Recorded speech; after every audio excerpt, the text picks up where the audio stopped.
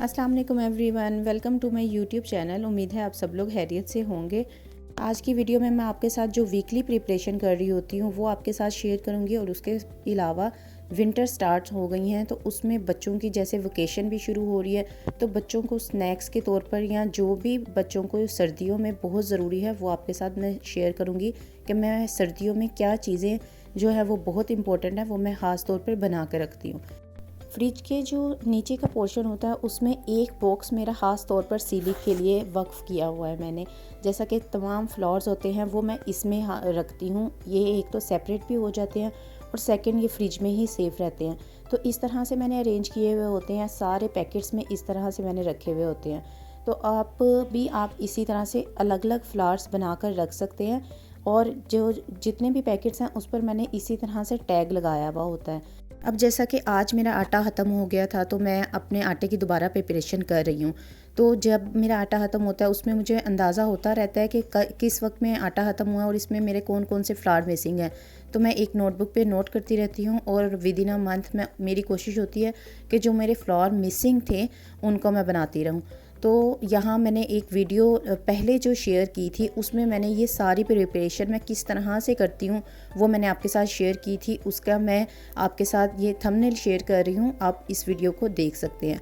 अगर आप या आपका बच्चा अभी रिसेंटली डायग्नोस हुआ है तो वो इस फ्लोर को यूज़ नहीं करेंगे, वो बेसिक फ्लोर यूज़ करेंगे जो कि मैंने उसी प्रीवियस वीडियो में मैंने आपके साथ शेयर किया था।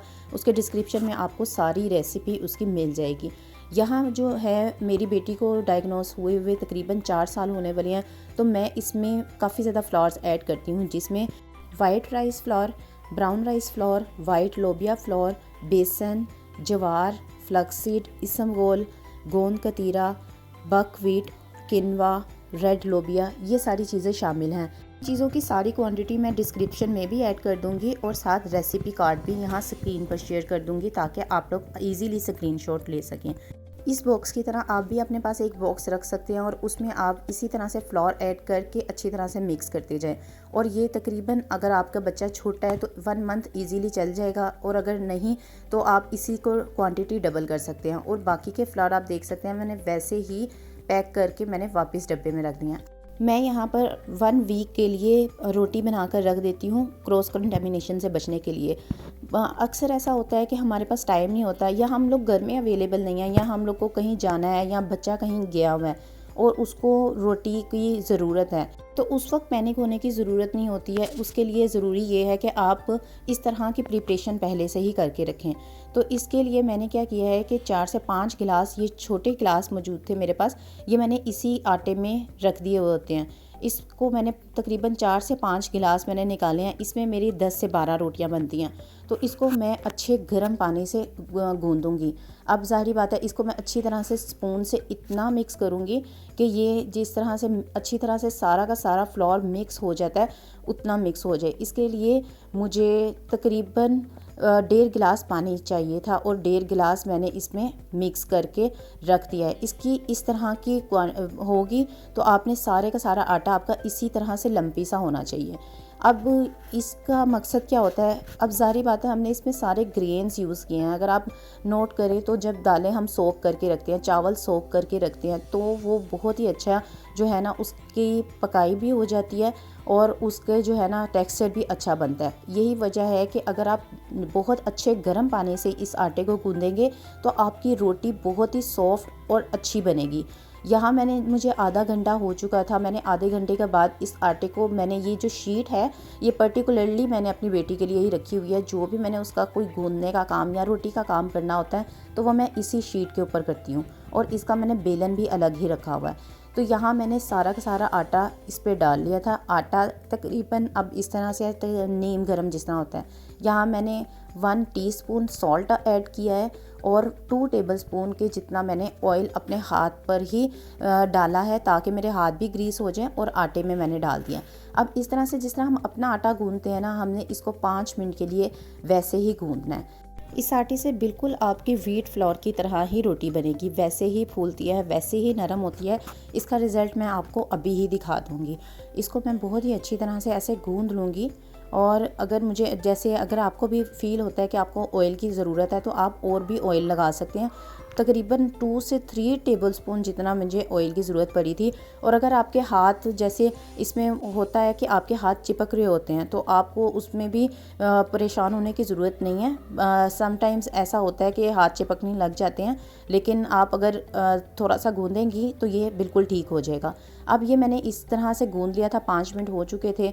मैंने अब इसकी इक्वल रोटियां बनानी थी, तो मैंने इस तरह से ये जो मैं डस्ट कर रही हूँ ये वही फ्लावर मैंने अपने पास रखा हुआ है, वही मैं डस्ट करती जाऊँगी। क्योंकि फ्लावर ज़्यादा था तो मैंने इसमें 3 रोल बना लिए हैं। और तीन अगर आपने कम बनाने हैं तो आप अपने आटे के लिहाज से बना सकते हैं। अब इक्वल साइज़ की इसमें मैंने कटिंग करके इस तरह से पेड़े बना लिया। और आप देख रहे हैं इजीली जिस तरह से हम अपनी नॉर्मल रोटी का पेड़ा बनाते हैं उसी तरह से ये बन रहा है। हल्का सा मैंने अपने हाथ पर ऑयल ग्रीस किया है और साथ थोड़ा सा डस्ट आटे का कर रही हूँ, तो इसमें आपके हाथों से भी नहीं चिपकेगा और ना ही जो है ये इतना ज़्यादा ग्रीसी होगा। ये इसका आटा इस तरह का आपने गूंदना है कि बहुत ज़्यादा सख्त भी ना हो, ना ही बहुत ज़्यादा नरम हो। तो अगर सख्त होगा तो ज़ाहिर बात है वो रोटी पर आपके इफ़ेक्ट आएगा, नरम होगा तो वो आपसे हैंडल नहीं होगा। इस वजह से बिल्कुल नॉर्मल होना चाहिए। यहाँ इसके बाद मैंने पेड़े बना कर रख दिए थे। और अगर आप डेली बेसिस पर बना रहे हैं तो आप कोशिश करें रात को आटा गूंद लें, तो आपका ये बहुत अच्छा रोटी का रिज़ल्ट आएगा। या अगर आपने दोपहर में बनानी है तो आप तकरीबन 1 से 2 घंटे पहले इसको गूंद के रखें। अब यहाँ जो है मुझे पेड़े बनाने के बाद मुझे काम बच्चे उठ गए थे, चूँकि मेरे बच्चों की छुट्टियाँ हो गई हैं, उनके एनुअल एग्ज़ाम्स हुए थे, तो वहाँ मुझे काम करना पड़ा। और मेरे पैरों को तकरीबन आधा घंटा हो चुका था और मेरे पैरे जो है ना वो रेस्ट इधर हो गया था। नहीं तो मैं तकरीबन 5 से 10 मिनट का रेस्ट देती हूँ, वो भी इनफ होता है।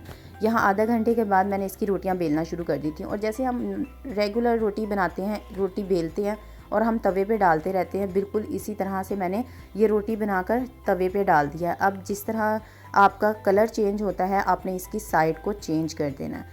यहाँ मैंने इसको साइड को चेंज किया है। अब चूँकि मुझे ये रोटियाँ फ्रीज़ करनी है, मुझे अभी पकानी नहीं है, तो मैं सिर्फ इतनी इसको करूँगी कि इसका कलर चेंज करके मैं प्लेट पे निकालती जाऊँगी। अच्छा, अगर आपको एजिस से प्रॉब्लम है, आपको गोल रोटी चाहिए, तो आप किसी प्लेट से प्याली से रख कर इसको गोल कर सकते हैं। तो मुझे ऐसा ज़रूरत नहीं है। अभी आप देखिएगा कि जैसे ही मैं आहिस्ता आहिस्ता बेलती जाऊंगी तो थोड़ा सा मेरा हाथ भी सेट हो जाएगा और इसके एजिस भी कम होना शुरू हो जाएंगे, क्योंकि देर थोड़ी सी होती जाती है। जितनी देर होगी आटे के एजिस भी आपको कम नज़र आएंगे। और इसी तरह से मैंने ये सारी की सारी रोटियां बेल कर हल्की हल्की सी सेक कर मैं रखती जा रही थी एक प्लेट में। और जैसे ही ये ठंडी होंगी तो मैं इसको फ्रीज़ कैसे करते हैं वो भी मैं आपको बताऊंगी। अच्छा, यहाँ एक रोटी मैं बना के आपको दिखाती हूँ क्योंकि बच्चे उठ गए थे और मुझे उनको नाश्ता देना था। अब यहाँ मुझे उसने कहा, बेटी ने मेरी कहा कि मुझे पराठा रोल चाहिए, तो उसके लिए मैंने ये पराठा इस तरह से सेक रही हूँ। अच्छा, मैं ज़्यादातर जो हूँ ना प्रेफर यही करती हूँ कि मैं ये टिशू लेकर थोड़ा सा अपने पास मैंने टिशू रोल रखा हुआ होता है और टिशू लेकर मैं उससे कर लूँ, क्योंकि अगर हम कपड़ा यूज़ करते हैं ना वो तो बेशक सेपरेट रखा हुआ होता है, लेकिन फिर भी बहुत ज़्यादा इस तरह से जो हाथ वाले कपड़े होते हैं उसमें प्रॉब्लम आ सकती है। इस वजह से मेरी कोशिश होती है टिशू यूज़ करके उसी वक्त डिस्कार्ड कर दूँ। यहाँ आप ये देख सकते हैं कि कितनी सॉफ्ट है। अपनी जिस तरह हम रेगुलर रोटी यूज़ करते हैं ना, बिल्कुल उसी तरह से ये रोटी आपकी बनी होगी और ये टेस्ट में भी बिल्कुल ही वैसी होगी। आपको बिल्कुल भी इसका चेंज टेस्ट नहीं मिलेगा।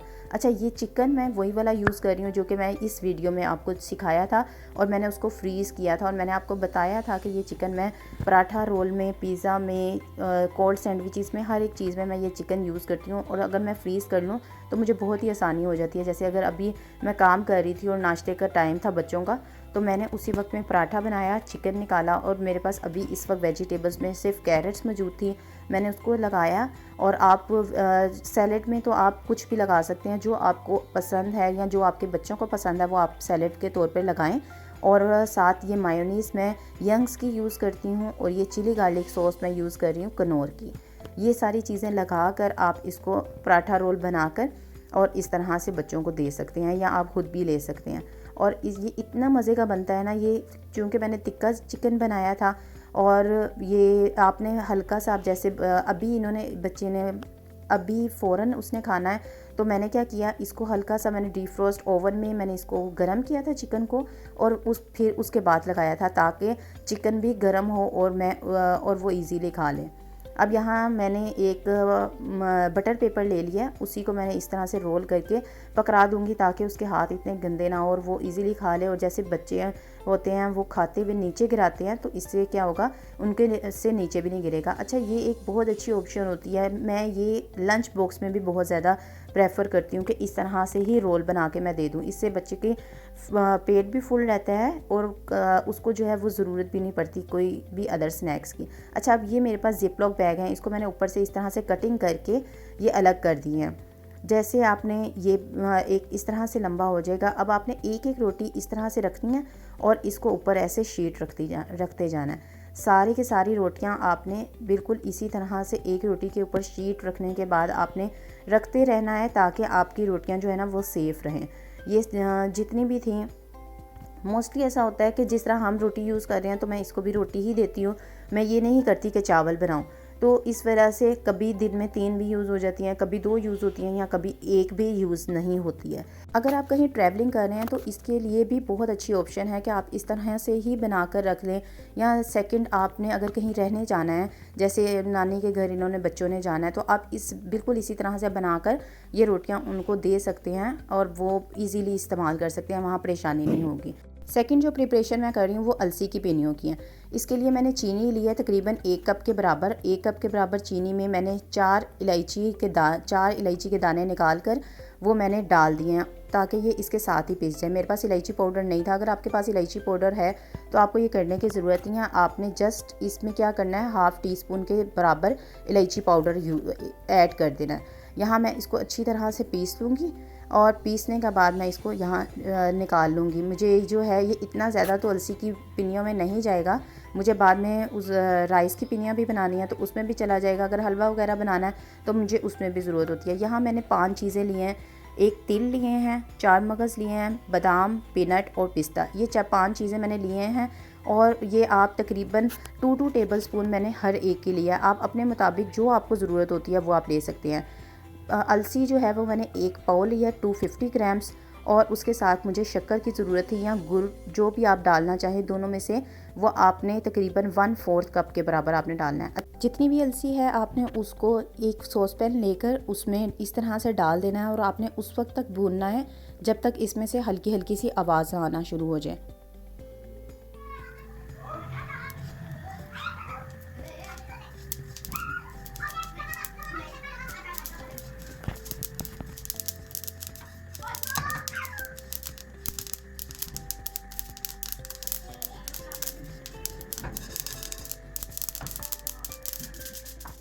3 से 4 मिनट भूनने के बाद इसमें से आवाज़ आना शुरू हो जाती है और मैंने कोई भी ऑयल कुछ भी यूज़ नहीं किया था।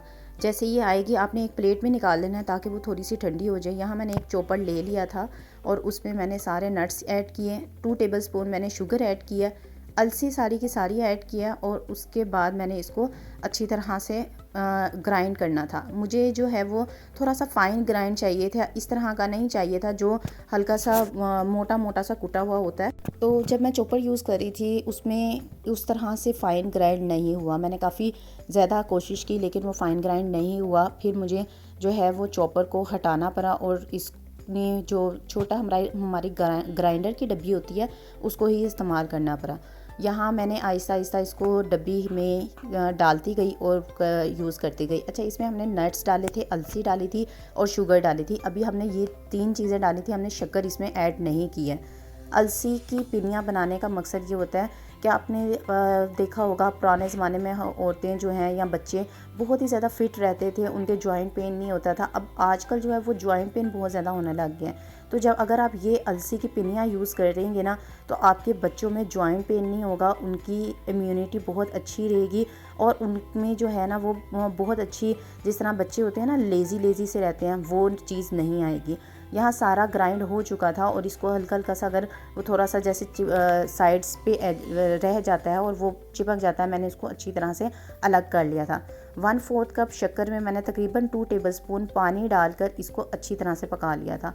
ये हमें इतना पकाना है जब तक आपकी शक्कर या आपका गुड़ जो भी आपने लिया है वो आपका बिल्कुल मेल्ट ना हो जाए। मेल्ट होने के बाद आप इसको चेक कीजिएगा। एक तार का जो शीरा होता है, एक तार अगर आप दोनों हाथों को चिपकाएं तो एक तार बने, वो आपने शीरा इसमें ऐड करना है। यहाँ बहुत गर्म होगा, बहुत ध्यान से आपने इसको मिक्सिंग करनी है लेकिन इसको हल्का सा जब आप चम्मच से मिक्स करेंगे, नीम गर्म हो जाएगा तो आपको इसी वक्त भी इसकी पिनियाँ बनानी है। आप थोड़ा सा ठहरेंगे तो वो बिल्कुल जैसे गचक होती है उस शेप में आ जाएगा और फिर आपकी पिनियाँ नहीं बनेंगी। यहाँ मैंने तकरीबन 2 to 3 टेबलस्पून इसमें देसी घी शामिल कर दिया था। इसको अच्छी तरह से मिक्स करेंगे और मिक्स करने के बाद इस तरह से पिनियाँ बनाना शुरू कर देंगे। हाथों को मैंने ग्रीस कर लिया था और इसको पिनियाँ बनाना शुरू कर दी थी। अच्छा, मैंने जब पिनियाँ 4 से 5 बनाई तो मुझे ऐसा फ़ील हुआ कि मुझे फ़ील हो रहा था कि ये पिनियाँ अच्छी बाइंड नहीं हो रही हैं और ये खुल जाएंगी।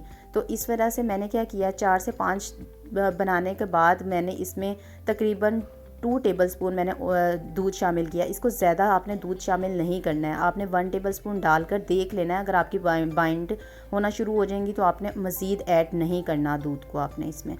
और इस तरह से आप बनाकर जितने आपको साइज़ चाहिए, जितनी आप बड़ी या छोटी, वो आपके अपने ऊपर डिपेंड करता है, बनाकर आप इसको बासानी तौर पर महीना यूज़ कर सकते हैं। लेकिन आपने इसको फ्रिज में रखना होगा क्योंकि अब हमने इसको में मिल्क ऐड कर दिया है तो हमें इसको फ्रिज में रखना होगा। अगर आपने मिल्क ऐड नहीं किया, आप इसको बाहर भी रख सकते हैं और आपके 1 महीने तक भी इसको कुछ नहीं होगा। अब यहाँ मैं चावलों की पिनियाँ बनाने लगी हूँ। चावलों की पिनियाँ बनाने के लिए इसमें मुझे आटा चाहिए जो कि ऑलरेडी मेरे पास मौजूद है। अगर आपके पास मौजूद नहीं है तो आप चावलों को अच्छी तरह से वॉश करें और उसके बाद उसको खुश्क करके ग्राइंड कर लें। यहाँ नट्स सेम मैंने यूज़ किए हैं, 2 टेबलस्पून हर नट यूज़ किया है जिसमें 4 मगज़, तिल, बादाम, पिस्ते और पीनट मौजूद है। इसको मैंने अच्छी तरह से ग्राइंड कर लिया। ग्राइंड करने के बाद आपके ये फाइन से थोड़ा सा जिस तरह से होता है ना मोटा कुटा हुआ, इस तरह का ये होने चाहिए। चावलों की पिनियों में इस तरह से अच्छा लगता है जो हल्का मोटा कुटा हुआ होता है। यहाँ मैंने सेम बर्तन यूज़ किया है क्योंकि यूज़ करती उसमें टाइम लगना था और मुझे पिनियाँ ही बनानी थी, तो मैंने सेम बर्तन यूज़ कर लिया। चावलों में मैंने सारे नट्स ऐड कर दिए हैं। इसमें मैंने तकरीबन 2 टेबलस्पून चीनी डाली है। 2 टेबलस्पून चीनी डालने के बाद मैंने जो हमने शक्कर और गुड़ का एक तार का शीरा बनाया था, सेम उसी तरह से मैंने शीरा बनाकर इसमें ऐड कर दिया है। तो मुझे लास्ट में जब मैंने उसमें डाला था तो मुझे फ़ील हो रहा था कि मुझे इसको छान के डालना चाहिए था क्योंकि अगर कुछ चीज़ नीचे होती तो वो छन जाती, वैसे एज सच इसमें मौजूद नहीं थी। तो मैंने इसको अच्छी तरह से मिक्स कर लिया, बिल्कुल इसी तरह जिस तरह हमने दूसरी पिनियों को किया। और इसमें मिल्क लाजमी ऐड होगा, 4 से 5 टेबलस्पून मिल्क ऐड होगा और इसके बाद देसी घी ऐड होगा, वो भी 4 से 5 टेबलस्पून के बराबर। ये ऐड करने के बाद आपने इसको अच्छी तरह से मिक्स कर लेना है। मिक्स करके आप बाइंड करेंगे। ये मैंने घी ऐड किया है और घी को आप अच्छा इसमें देसी घी ही आप ऐड करें, उससे बहुत अच्छा टेस्ट आएगा। ऑयल से थोड़ा सा इसमें से जैसे हमक सी आना शुरू हो जाती है वो बाद में आना शुरू हो जाती है, तो इसलिए ज़रूरी है कि आप देसी घी ही ऐड करें। और यहाँ बिल्कुल उस साइज़ की पिनियाँ आप बना लें जिस तरह से आपको इजीली छोटी या भरियाँ जो आपको खाई जा सकती हैं। तो ये आप अलसी की पिनियाँ भी और ये वाली पिनियाँ भी दोनों जो हैं वो आप जो मिल्क के साथ यूज़ कर सकते हैं। शाम में 4-5 बजे जब बच्चों का पेट खाली होता है उस वक्त में बच्चों को दें तो ये उनके लिए बहुत हेल्पफुल है। उम्मीद है आज की वीडियो आपको अच्छी लगी होगी। लाइक, शेयर, सब्सक्राइब ज़रूर कर दें। अल्लाह हाफिज़।